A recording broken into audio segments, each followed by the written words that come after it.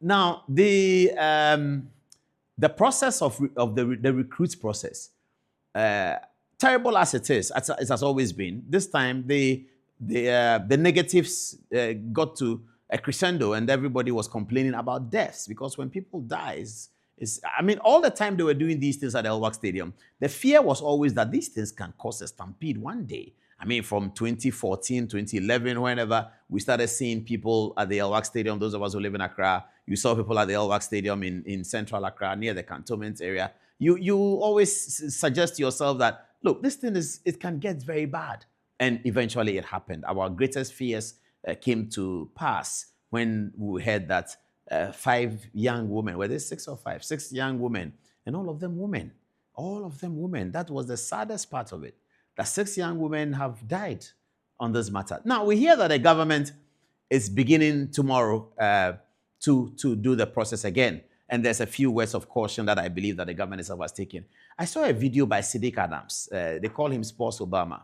He speaks on Angel FM. These days, because of him, I've added Angel FM to my morning show review. So I start from Peace and I go all the way, and I listen to Siddiq Adams as well. This is what he was saying. Have a look at it. Fira, the root cause of the AC was honey sikasem. Men are make a trail say, Omo soja for yen. But root cause of numbers no more apply now. Sika. Because o combining the past 60,000 which is not the accurate number. 200 cities times 60,000 here, 12 million Ghana cities, 120 billion old cities. Ekwahi, the improvement in a week. Ura Henry Court Tebekana last year say nipa omo apply for security service in 1 year. 90,000. No more here 3,000. Less than 14%. Enti ya dear way and then 1961 daily graphic. Omo peso ja 4. Akatua de be mom wom. E dan on bede wom. Yes, ye de ombe tu kwan. Yes, Ghana for so me join soja 1961 Ghana. And na ye ton forms. Na NBA for ya ji omusika na ya famu 3%. Enti se de ye ni nyina no ye jai sika de na. Omo ni beba ho se omo apply nyina no obi antu eska. Now within 1 week, more close no.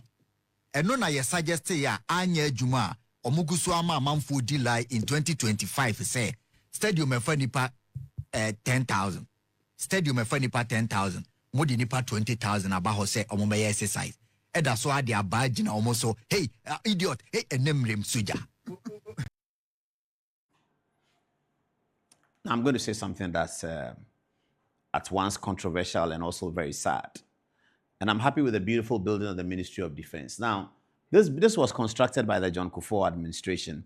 The minister, Kwame Ado-Kufuor, must take credit for it. He was a minister in charge when this was constructed. It was opened in 2009 during the Professor Mills era, but fully constructed. It almost looks like the American Pentagon, but it's much smaller, of course.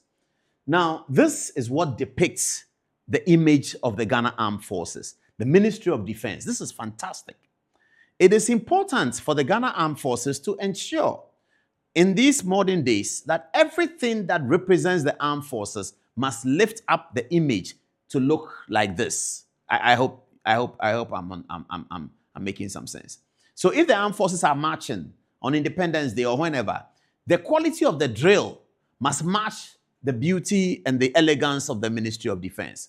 If the armed forces are on a saving mission, there's floods and they've gone in to save people, the quality of their work, the coordination thereof, if they are doing NIMOS, everything the armed forces does must reflect that authority, that distinction, that elegance that we see with the American armed forces and many armed forces even in Africa, in Egypt, South Africa.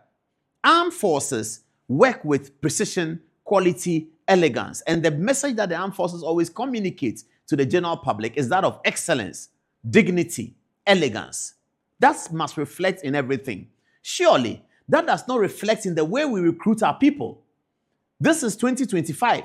And that's why I like Siddiq Adams. Look at this photograph. Put this photograph up, let them see it. If we are recruiting, and the armed forces themselves, the military police people standing there, are they happy about this? If we are recruiting people in the armed forces, should we treat them like they are criminals? They should come and sit on the floor. I mean, why do we do that? Yes, it's been happening all the time, but this is President Mahama, who is the one who can do the reset. I don't know whether in the revised things that they've said for tomorrow's practice, even the tone of the language that came from the DPR that those who don't comply, they'll be sacked. There's fights going on between Dr. Kwesienin and Oliver Vermaho and the armed forces over the suggestion that those who died, their relatives, will automatically be taken. That's a cover-up. With the greatest of respect to Buja Jemfi, that is a cover-up. People died out of dereliction of duty, out of negligence, out of incompetence of planning. Then you don't address that. Nobody resigns. Nobody is sacked. Then they come and tell us that we'll take their relatives. Are we really serious? That's what Dr. Eni said on Joy FM. Are we really serious in this country? Somebody must take the responsibility. Then they cover up. Because we are poor people, they are always giving us something. That's what Senor Jose was saying about Galamsey, that our brains are small, small-minded, small. You can give them money. Every time, give them money. The dereliction of duty, the negligence that occasioned the murder of 5 young women, nobody wants to talk about it. 6 young women. Nobody wants to talk about it. We are not talking about how they died, why they died, what happened, what should they have died. Human beings, look, go to America. One person dies in America. You see the whole American armed forces coming. The whole American authority is marshaled. 6 young women have died. Nothing about who caused it. Nothing about any punishment for anybody. The Minister for Defense comes to say that the solution is that the people who died, their relatives should come and join the army so that they should also come to El-Wak at 2 a.m. But they should make sure that they are in the queue and they should make sure that they sit on the floor. Look at this. Why is it that when we are recruiting soldiers, the armed forces is the dignity of any society? Any modern society, the armed forces is the dignity of the modern society. Why do we do this? When we are recruiting lawyers, do we tell them to come and sit on the floor like that? Look at lawyers being recruited. I like the way you put the photograph together. Please, put it on the screen. Let them see it. Now, viewers, look on the left side of the screen. The right side of your screen. On the right side of your screen, they are recruiting lawyers. New lawyers that are going to start law school. Look at the way they present them. On the left side of your screen, they are recruiting soldiers. Look at the way they present them. What kind of society are we? And the armed forces themselves, are you happy with this? The Ghana Bar Association and the General Legal Council will never sit down and say that lawyers that are being recruited should on the floor. Because the lawyers came from Adom-Otchere, or where did they come from? We have to show the dignity of work. It doesn't matter whether it is lawyer, whether it is doctor, whether it's a carpenter, it's a police officer, it's a soldier. That is the mark of a modern society, and we better get there quickly. We are too late. Let us hurry up and get there. Tomorrow, they shouldn't let the soldiers sit on the floor like this. It is wrong. Very, very wrong. It's inhuman. You can't do that. And then you are making the people feel so bad so that when they come and they are soldiers, they are angry and they are meting it out to people. They will mete it out to all kinds of people. They will be violent because this is what you're asking them to do. They want to be soldier. Some of those people sitting down, they are holding an SSC certificate that is capable of going to study anything at the university.